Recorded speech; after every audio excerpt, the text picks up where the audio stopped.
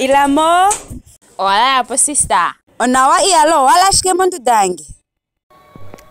Sister ndahalike ndikulomboye kucha wapumbo kuchinja kukala munyoko ye mwameme. Kuna nesto ningingao ndishe shimole kuidopame ngala munyo dawa kweninga. Amikalunga kango ndishino handi halika na keshe fiku. Hashongao sister. Watengenda sonjala ilo andivelopo ushitenu chane shenjo ngala munyo yange. Itashiti kuchanu ngeri italo ngero motaye hamane ngaka na shasho kulya. Anumbuli wala kuchange ipi? Andi popyo kukala una Jesus. Japu itale. Konima yukia. Iyalo mwa oshidila imangululana. Veronica, otoipeni wazala ngaka. Kaishiro ngawe embyo. Ewa, ashike sister, Yesu okukuhole. Kwe kusiya konchira kano, opo ukale unomwenyo nno.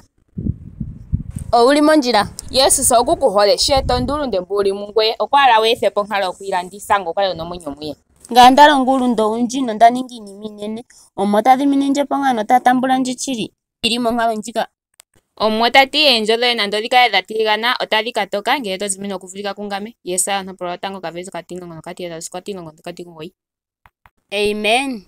Konima yukia. Eloi alo. Ya kwetu alina. Toipeni wazala ngaka. Inatupopilike akapita kombinga yinima mbika. Kalunga okwaningi ashike shoka tashivulika okuhupisa omuntu. Okwatumu omona Yesus Kristus ngoka eli omwenyo nakehe ngoka temulandula okuna omwenyo no inasa. Otopopi kwa shikana amo ndina omwenyo kwetene ncho ndafika makomesho endina omwenyo. Konima yukia. Alusho tumanango nkhalamwenyo yoye kongo omwenyo mu Yesus. Handi kongo omwenyo ngini. Ngele kuna Yesus ngo wasa. Owahala okuchangini. Kalunga wena okutupa omwenyo oshoka so twasa kenjo okusa onkalamwenyo kaina Yesus Kristus. Yohane sagotango kantopolo katitano kaveso katinongo nokatiyali. Osho tadhiti. Nomboli otatu singini. Otatu singile twagandja uulunde mbuka twahumbata ku Yesus Kristus. Yesus Kristus okwasimula uulunde wetu. Nochono ena seni otuna okusa. Senya atuseni kuulunde shatu thigipo nkalo adhisho ombwinei. Tatu hulithapo kulonga uulunde. Tamane nduno omuntu asi kuulunde shoko oshoye umuko.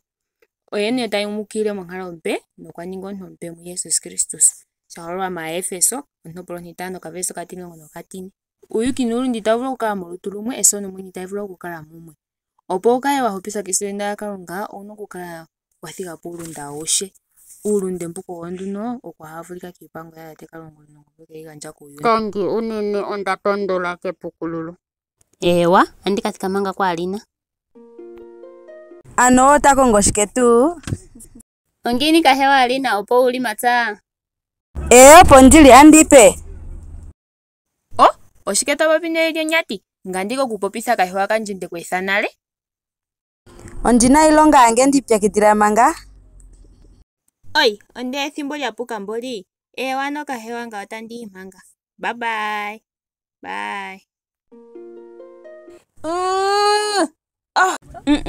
Yalo nuklisto ya taningirenge tu nai. Konima omasiku. Yalo.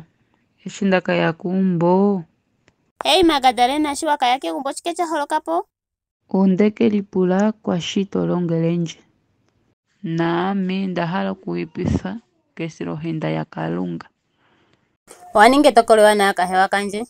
Yesus okwapopi muhapuye mu Yohane 5:6 okachono kati 35 sigo kati 43 onga chikwila chomwenyo ngoka teya kungame itakasawe ondjala nango kati italanje itakasawe enota. Aantu ayehe mboka tatapandjo tayeya kungaye no itandi yatidhapo ngoka teya kungaye. Shaashi halo tate olionjoka kutya kehe ngoka tamono omwana notemwitala okuna omwenyo gwalushe nanga atandike myumudha mesiku lya hugunina. Ano tatu mono omwana okwiitala mu Yesus Kristus uuna tatu uvo hapo yaye no tatu nyengwa komutima kuyo no tatu kala tunehalo okulunduluka okuthigapo iinima ayihe iiwinayi mbyoka twakala hatu longo iinima iiwinayi no tatu tameke okulonga iilonga ya tate Kalunga. Houli monjila unene.